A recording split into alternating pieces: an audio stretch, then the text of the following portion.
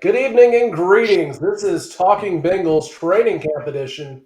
We are getting into it and we are doing crazy things with our hands. Nick is living back in the 90s, raising the roof. Love it.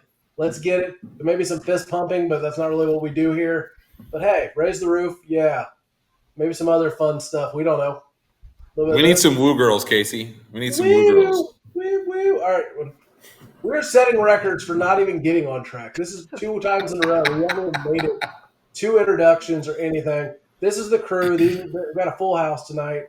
Everybody's here. If you don't know us by now, just check out our socials, which are on Facebook, Instagram, TikTok, X, formerly known as Twitter, and maybe the Book of Faces if I didn't already mention that, which I probably did, and the YouTubes. Yes, the YouTubes. We said Insta, right? Sure, we're making ones up as we go. We're saying And our Steve. website. And We our do website. We have dose websites now. Yeah. Nice. We're pretty awesome. Etsy's another place you can find us. We do merch. Anyways, we're actually a Bengals podcast, so we're going to stop talking about all the other stuff that we do and get into what you guys are here to listen to us talk about. And that is the Bengals and training camp. So, training camp is a thing. It's happening. We only have one person who's holding out from training camp, but is now there. This is our Trey Hendrickson plug. Trey, just sign a contract to start playing. Anyways, we're done with Trey Hendrickson for the day. This is a great show, guys. Talk to y'all later. Just kidding, Burnsy. Take it away with your pound for pound tight ends and linebackers.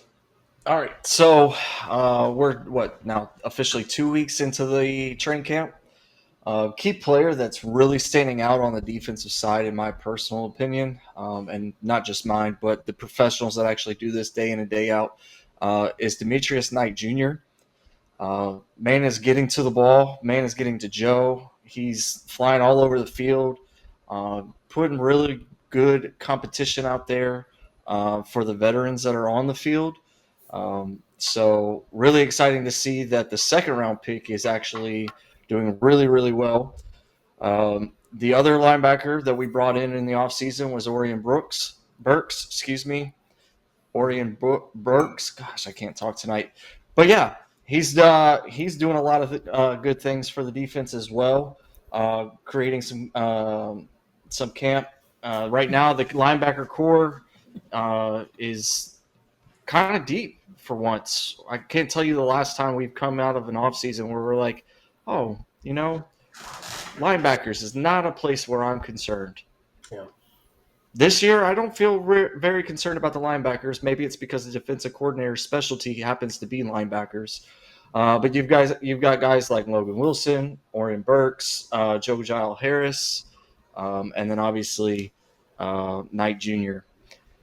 On the other side of the ball, we've got the tight ends. The only low light I would say on the tight ends is just a minor tweak of Gesicki's hamstring that has happened in the last week. There's some concern, not too much, but we did bring in Noah Font. I know we had talked about it the last time that he was visiting. Font? I believe it's Fant. Yes. Font. I don't know. Potato. Yeah, exactly. Fonts. I believe I can help settle this Pam dilemma. Anyway, if you say Fant, I'm thinking like, I don't know. I think Are you going to confused with Fate? Yeah, whatever. It started with an F, though. Listen. My Boone County education is really kicking tonight, okay? I've been back in the great Commonwealth of Kentucky for about 2 months, and showing that I'm from Boone County really is sticking out. Okay. Yeah. Anyway, so Fant is signed and providing some more depth. Sample obviously getting some reps in there. We still have Tanner Hudson. So really liking both sides of the ball from those two positions. That's kind of where I'm at right now. Word up. And Nick will take us between the lines. I don't know who came up with these things, but they're so cheesy. Yeah, anyways, they're all dad jokes. They're definitely dad jokes. Word. Anyways, so starting off offensive line, When's the last time that we went into a season not worried about offensive line? 2008, I'm going to say. Yeah, I'll say I mean- 2015. 2015. I was going to say 15. Yeah. Still had Witt. I'm going to go ahead and say I don't think I'm going to be too worried about offensive line this year. I mean, we filled in the spots that we needed to fill in the spots. We got Amarius Mims. Shut it. It's still training camp. It's preseason. He's optimistic. Right? Just give it time. All right. They're young. Okay. Just give it time. I don't think that there's much to worry about though. I think there's I think we got Orlando Brown. I want to call him Orlando Bloom again. Again. And then we got Amarius Mims. We got Mims, Brown. We got Ted. And then, I mean, obviously we picked up the guy from Georgia. I'm terrible with names. Really, the other guard position was really kind of up to grabs for me. And it seems like there's going to be some pretty good competition going in. I think the preseason is really going to tell us a lot about offensive line and about where they need to really work. Defensive line, Shamar Stewart's taking some tips. Trey may not be in full football gear, but he's definitely out there at least working with the team and giving some pointers to the rookie. So I think that's a good thing. That's at least a positive. But D-line, I think our line is I think we're at least going to have a B- to a B defensive line this year. I think offensively speaking, as long as we're above an F, I think Joe Burrow will make up the rest. That is true. I mean, he did go to the Super Bowl with the Sisters of the Blind on his offensive line. Yeah. So, he literally had an F- offensive line and still almost won a Super Bowl. So as long as we're like a D, like a solid D, I think we'll be good. It's going to be like Tommy. Well, I passed. I got a D. It's been so much less awkward if we'd have known each other. Anyways, no, I digress. So over the top is my topic with wide receivers and DBs. So something I was interested to listen to and read about early on in training camp, like, the defensive backs are looking really good. They're playing really well.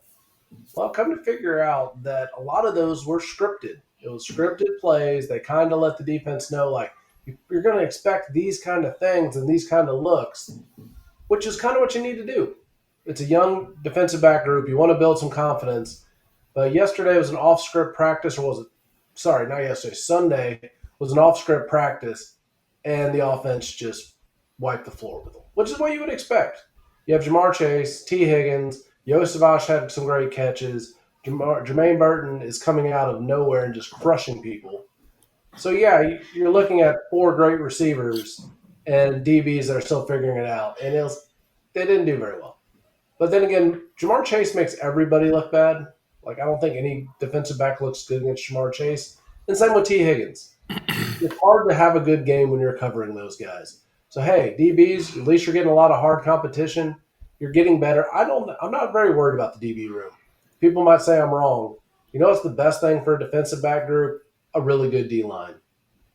If they can get some pressure, which Nick's saying it looks like they can, then I'm not worried about the DBs. If you can cover for 2 to 3 seconds, that's all you need to do.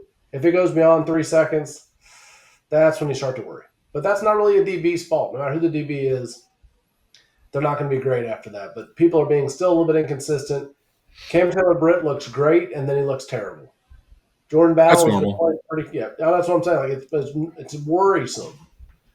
Dax Hill's looked really well from what I've heard. The person who's been really bad is DJ Turner, which is a little bit concerning, but he's getting better. I don't know. As long as you have, 5 young cornerbacks on the team, as long as 3 of them can figure it out, that's really all you need at this point. What about Josh Newton? Yeah, he's actually been playing pretty well. So that's what I'm saying. If you have 3 of the 5 figure this out, then, yeah, what are you concerned about? That's just going to be on the field most of the time. And wide receivers, I don't have any concerns about wide receiver. Like, I don't even want to waste a whole lot of time talking about it because We know what we have. We know who they are. As long as Burton keeps playing well, he's going to see some playing time. But even if he doesn't, if Gesicki's healthy, he's basically a wide receiver. So you've got 3 good receivers with Yosevich, Higgins, and Chase. And then just put in Mikey G. I mean, I'm just saying, with the wide receiver group, if Burton keeps his head clean, right, and Yoshi steps up the way that we think he is, I mean, we literally have 2 wide receiver 1s and 2 wide receiver 2s. Agreed. I would wholeheartedly agree with that. So, and then a tight end, like a receiver as a tight end. Yeah, so I mean, defensive backs, hopefully they surprise us. I mean, I don't think they're going to be below a C. They're not going to be as bad as they were last year. And then receivers, the sky's the limit. But now we're going to go to Josh for they're a little bit special. Perfect person for this one. So I'm going to start off with the ones that we don't really hear about in preseason. No one talks about how the long snapper Clark Harris is. You won't find that out. Clark Harris? I don't know. Hold on. I just looked up Clark long. Harris retired, bro. I know. Is this the 97 Indianapolis Colts? I realized that when I looked it up. I'm like, hold on. That's not right. He did it on purpose, everybody. Exactly. The long snapper. No one cares who the long snapper is in the preseason. Is it Brad St. Louis? Yeah, there you go. But so him, we'll see how anyone is. It doesn't really matter. It's preseason. Long snapper in preseason doesn't matter. Yeah, there you go. Right there. Ryan Renkow. You don't hear about the punter in preseason either. They'll just kick the ball with nobody really going at him. Evan McPherson, apparently he's looking pretty good. Hopefully he does, since he had that surgery last year and didn't really look too good. But we'll really have to see when pressure comes down to it with him if he can actually keep up. Real ones that we care about, quarterbacks. Joe Burrow, don't need to say anything. He's the best quarterback in the league. Everyone knows that. Jake Browning, he's a proven commodity. We know that he can hold down the fort if the worst thing happens and Joe can't play. And then we've got a little change of pace with Des Ridder, the UC Bearcat.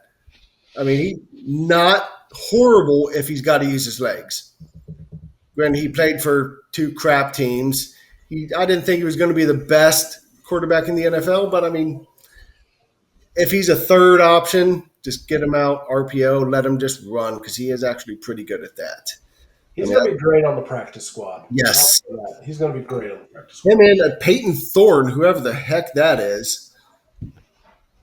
But that's about it for them. I mean, I am going to say I miss Logan Woodside just because of the bling. I mean, he was pretty gangster. All that bling on. Otherwise, yeah, that's about all I know about Logan Woodside. Had like a, $5 million looking necklace, and his paycheck was like $500,000. Still more than we all make, but like, don't think I'd buy that kind of necklace with that kind of paycheck. Anyways, I digress. Back to things that matter to people. Eagles game. First preseason. I'm going to kick it to Nick because he's laughing. I thought we were talking about things that actually matter. Kind of. It's a football game. It's football. It's a football game. I mean, the Reds, you know, they're tied ball game right now. I think they're going to the bottom of the 5th. This is the first Reds game I've been able to watch in a while, but so you kind of see me looking. Now you brought up the Reds. But are the Reds just so allergic to trophies that they couldn't even win one game at a speedway to get a trophy? Come on. I mean, it was pouring down rain. I mean, no big deal. Hey, Zach played through pouring down rain, got hit in the leg through his bat. That's how he does. Said some naughty words. Yeah, Yep. A few of them. So cost us the game. Back to the Eagles preview. I'll start us off.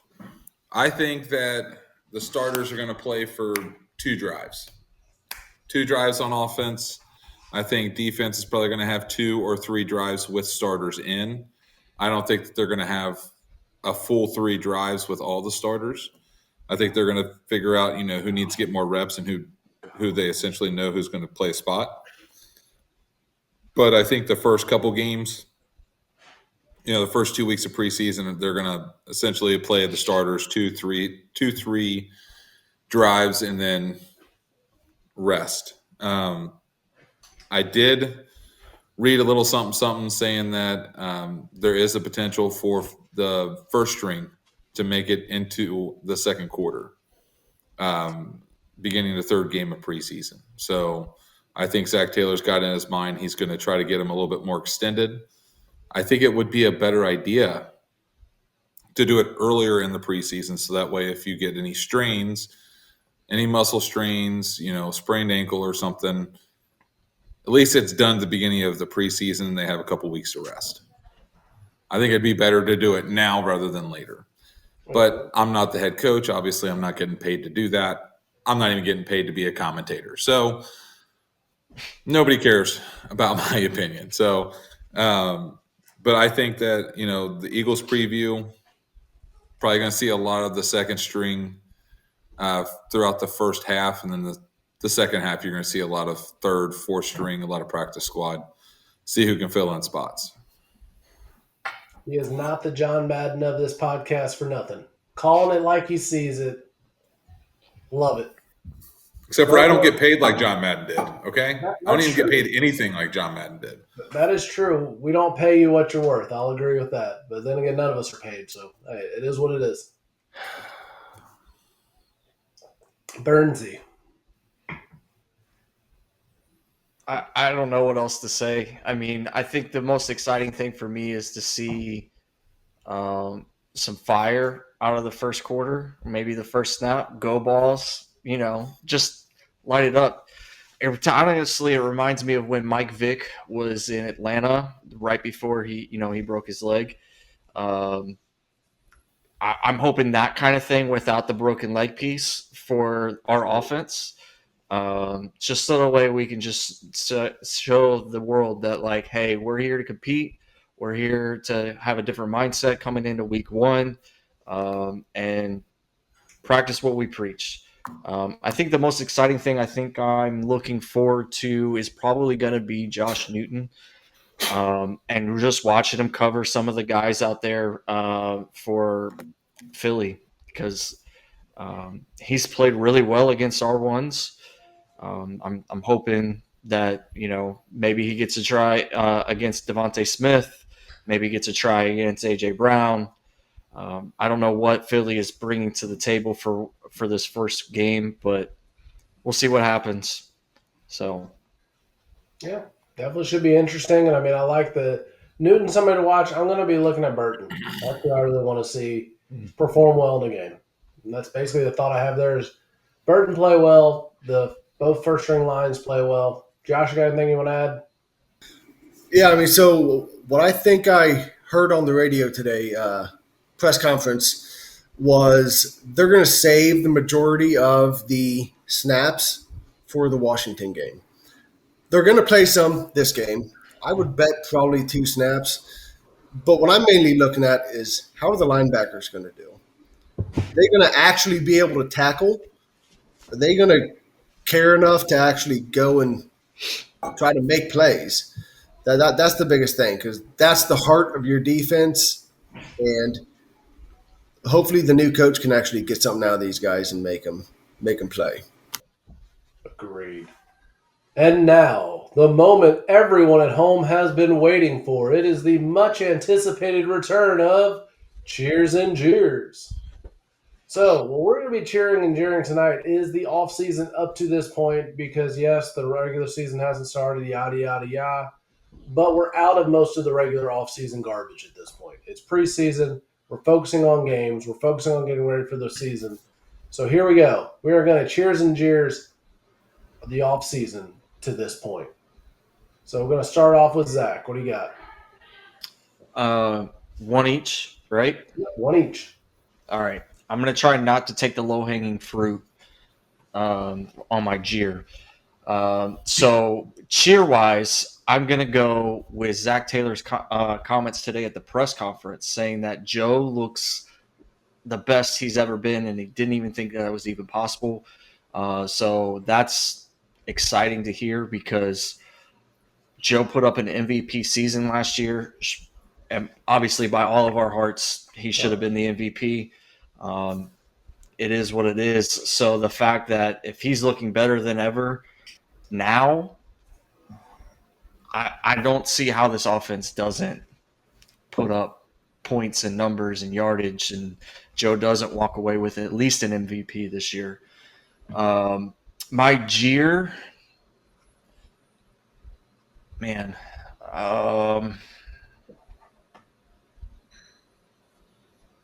there's been a lot of good things. I don't want to just pick on Trey or Shamar Stewart, but it has to be one of those two in those situations. Kudos to Trey to finally taking a playbook out of Jamar's hand and showing up to camp so you can at least still get paid, but do a hold-in situation. But, both of those situations are just bad, and it's bad for everybody. It's not just bad for the players, but it's bad for the organization. And it kind of kills the chemistry a little bit on defense. So there is a little bit of concern on that defensive line front for both of those guys. Here you go. Miles Murphy. Now that the wheels are turning. Miles Murphy. Take. Golly. Jeez. All right. Go ahead. Now that Zach took all of the low-hanging fruit for jeers, Nick, what do you have? My cheer, obviously going to start off with a positive. I think that being able to work through the contract negotiations with Jamar and T successfully to keep both of them in Cincinnati for at least the next 4 years. I think that's kind of self-explanatory. Joe Burrow, Jamar Chase, T. Higgins, the big three. You don't really have a good Cincinnati offense without the three. Agreed. Now, the jeer, I think we could have done better in offseason picking up offensive linemen. Mm-hmm. I think we could have gone after some good free agents, potentially even traded for a good offensive, an offensive guard. Someone with a little bit more tenure, maybe even on a short-term deal, like 1 or 2 years, getting rid of some of our practice squad guys that we've had there for a while. I think that we could have made some deals. Bengals aren't notorious for doing that, but I think that they should have broken the mold and gone after an offensive, gone after at least a guard. No. Yeah, I agree with you. You had a good assessment there. Josh?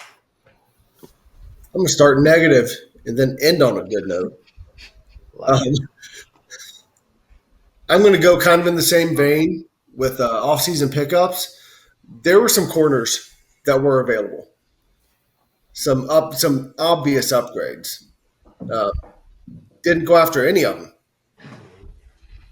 Stuck with basically just run it back with the new coach and hope he can get more out of him. And that's what I'm banking on. Hopefully he can get more out of him. Hopefully the scheme is going to be better and they can actually work better with what they're asked to do. So I do wish they would have gotten at least one guy. I can't remember his name right now, but the dude from Green Bay that went to the freaking Ravens of all teams. Alexander. Yes. Of all teams, of course. But yeah, that's my one wish that they would have done. Cheers. This has been the most normal offseason for Joe in the offense. They haven't really had anything hold them back aside from little hiccups here and there. Tight end straining his muscle, not that big of a deal. It's going to hold him out of this preseason game at least, but that's about it. Other than that, they actually get to work together, build more chemistry, and hopefully get off the ground running. I like that. So I'm going to do the same as Josh. I'm going to start off negative and end on a positive since I'm the last one. My negative, take it with a grain of salt because I don't know how it's going to play out. I'm just saying how I feel about it now, how I felt about it when it happened. The draft. I do not think they did as well as they could have done in the draft. I think they settled for a lot of players. They could have gotten better people at different positions.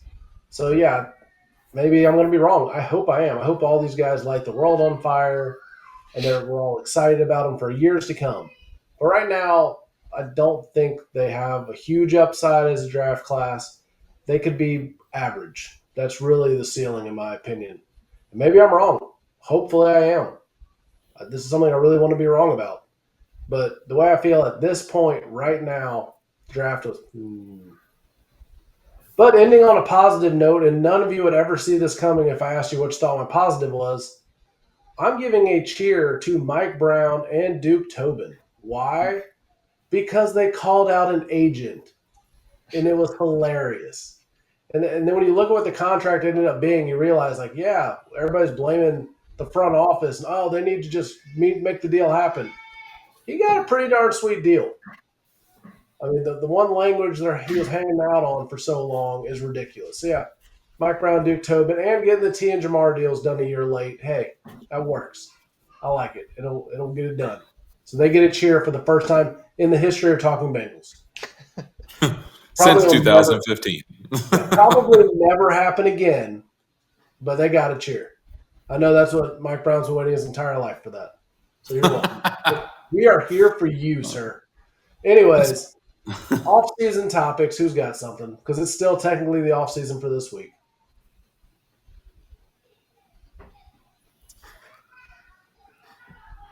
Fine, I'll get us started here. But it's in football light. What would you take in a trade for Jake Browning? A good offensive guard. I like it. Guard. Like an established offensive guard. Yeah, if I'm not going guard, I'd probably go interior D-line, beef it up. Yeah. Go with a decent safety. I'm going with a late second round, early third round pick. I don't think he's going to get a first round. I mean, I like the guy. He's got some fire. I don't think he's going to get an upper second round pick either. So either a late second round, early third round, and maybe another player with it, like a lower tier player or lower draft pick with it. But that's what I mean. I don't think it's off the table to trade him. That could be an interesting ad. I mean, do you put a lot of faith in Des Ridder if you do that? Yeah, but there's always going to be somebody out there. Joe Flacco's probably going to get cut by the Browns at some point. You could bring him in and maybe he does his thing. Who knows? But there's somebody out there that could come in and fill. So I don't think it's going to happen, but it's interesting. Anybody else got an off-season topic? Hey, Nick, what's going on? It is a tie ball game, top of the seventh, 2-0 count to Andujar. Man on first, 1 out. For those of us that are not tightwads, this is not the only game we got to watch all year. So we're paying attention to our podcast. Well, I'm sorry I didn't want to spend $12 a freaking month on another streaming platform that I was only going to watch one thing on. Oh, my goodness. Sorry, I'm responsible. Acts like he works in finance or something. Who does that stuff? Anyways. All right. What do you got? I have a question for you. Answer, Daily. Favorite season of the year and why? What? Like Fall. spring, summer, fall, winter? Oh, Fall. see, I thought we were talking about TV shows.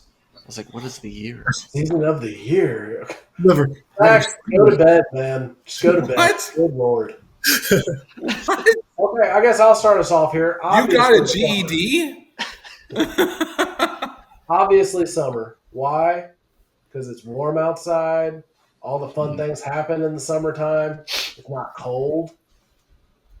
If you haven't got the drift here, I like hot weather, being outside, and not being cold. And everything's pretty and green and lush. It's nice. Zachary? I'm going to go right where we're at right now. This late summer, early fall. It's still pretty warm. Get a little bit of crisp in the air. I think it was like 75 the other day. It was amazing. You know, we're on the tail end of football or baseball season, getting ready to start football season. I have a lot of nostalgia with this because, going back to our playing days, if you want to call them playing days,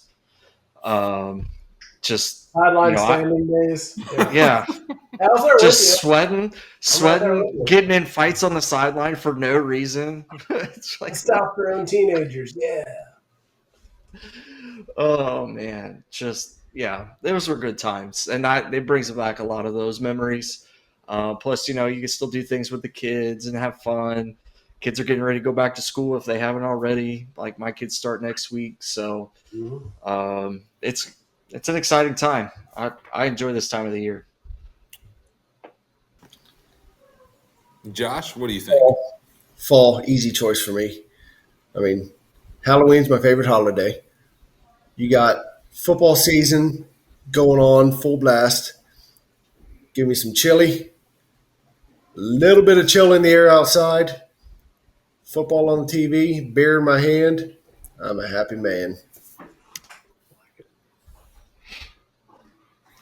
I think I'm going to have a rare occurrence today. I think that I'm going to agree with Zach today. I think late summer, early fall,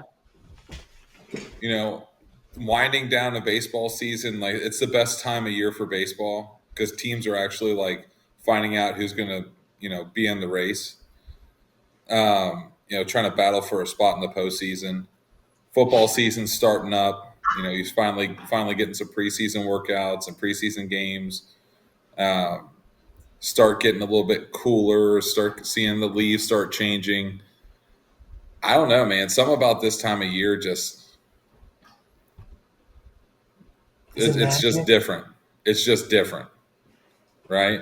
And like, especially when your kids start playing football, and like you have a boy who's playing football, and like you start looking back at like when you were a kid, and you start thinking about like, man, if baseball season was winding down, now we're starting to do football, and like the smell of the grass in your football pads. It's different. You guys remember that stuff. Those good times. It's nostalgia, man. It's nostalgia. Any other off-season topics or anything else we want to bring up on this episode before we get to closing thoughts? Hey, shout out to the city, Hamilton County, for finally giving the Bengals their lease agreement to keep the Bengals here, like we weren't gonna like we were ever gonna leave. Well, I like the fact of something else Mike Brown said that like I actually respected. So he voted against, I forget what thing, all the other owners voted for it. It might have been revenue from TV or something or other, and he was the only one that voted no. And someone asked him, why do you always vote no? And he's like, well, if I was in it for the money, the team wouldn't be in Cincinnati. So I'm like, hey, he's honest there. It's not they can make a lot more money taking the team somewhere else. But this is where he wants the team. So that means, as much as we've ragged on that guy over the years, that means a lot to me as a Bengals fan. That he does at least, he may not always do it right, but he at least wants to stay here. I'm going to have to agree with that, Casey. I heard that, and I was very happy about that. Reinforcing the fact that he's not necessarily in it to make billions and billions of dollars like these large market teams. Yeah. He's trying to keep the legacy that his dad brought to Cincinnati. Absolutely. Josh, what are your closing thoughts? I just hope everybody comes out of the first preseason game healthy. Just dump it off quick every time. Don't hold the ball too long. Don't try to do spectacular plays. The game means nothing. It doesn't matter. Just make sure you all come out healthy and get ready for actual week one. Agreed. Burnsy? Final thoughts. Man, it's great that we're finally getting to this point to where we're just a few short weeks away from not only the NFL season, but college football season. So, yeah, that's it. Don't put that away. That's like Josh going over there. Oh, easy. What we're hearing is a bunch of teams that are not going to do anything this year. Okay, anyways, Nick. I am super excited about football season. The Vols, we're kind of guessing whether or not the quarterback room is going to be any decent or not. I was getting ready to ask, who's your quarterback? We're going to figure it out, throughout the season. My question. How many Clausens can they find? Hey, maybe there might be another Jimmy. Who knows? No, but excited football season's this week. Excited to see that. We're going to finally be able to get to see some Bengals action on the gridiron, and maybe we'll have something to get excited about come February. Man, I hope so. Because we're kind of at the point now where a lot of my final thoughts here is the actual league itself is really hard for me personally to follow. It's become so much about money, so much about stats, so much about things that I don't care about. So I'm glad we're out of the off season because I could literally turn all of the off season stuff off. Like take 6 months off from football until there's games again. Because when the games happen, that's when you can get back to enjoying it, back to not caring about contracts, not worrying about who's a prima donna in the off season. So yeah, we're glad to have football back. Yeah, it seems like the Reds are doing great things. I like it. 5-1 us. Sack fly to left field. Hey, good guys. I like it. 5-1 good guys. And I think that's a good place to wrap this one up. So already plugged our socials. If you don't know, Talkin_Bengals everywhere where you'd want to be on social media. If you have a social media that we're not on, why are you there? Because we're not there. Okay. Anyways, that's going to do it for us. We'll catch y'all next week. Hoo-day. Hoo-day. Who